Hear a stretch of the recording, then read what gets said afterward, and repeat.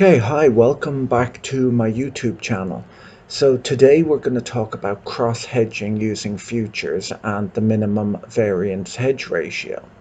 So many users of futures are hedgers, but often a perfect hedge doesn't exist. So they're not able to hedge the product that they need to hedge with the exactly identical product in the market. So they use something very similar, something highly correlated, and something that you could argue is reasonably enough similar. So for example, if they're hedging one type of oil with a different type of oil, it's still oil, but maybe a different grade, for example. And if there's not a liquid contract available on or one that they're trying to hedge, they'll use the big liquid contract. But then what they have to do is they have to take the relationship between these two products into account. So cross-hedging is offsetting a given economic exposure with a slightly different but similar asset. It's an imperfect hedge, but it's often the best that you can do. So a useful tool in helping to calculate the relationship between these two assets is what we call the minimum variance hedge ratio, or H in the book. When your asset falls by, we'll say 2% in a day, you want to be reasonably confident that your hedge will rise 2% in the same market dynamics in order to offset, you're offsetting one loss with a gain in the other product.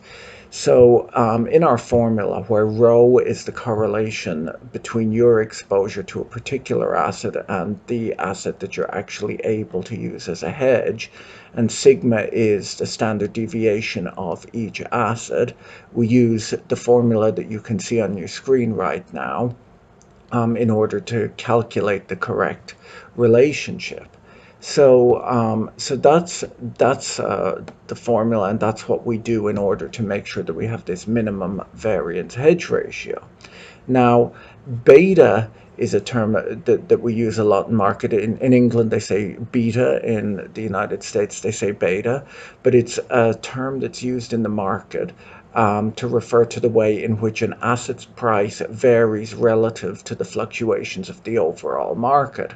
So high beta assets, if you have a high beta portfolio, it means that you have a portfolio that's highly correlated to the market, but maybe much more volatile than it. So a 2 beta portfolio, you'd expect to move 2% on a day that the market moves by 1%.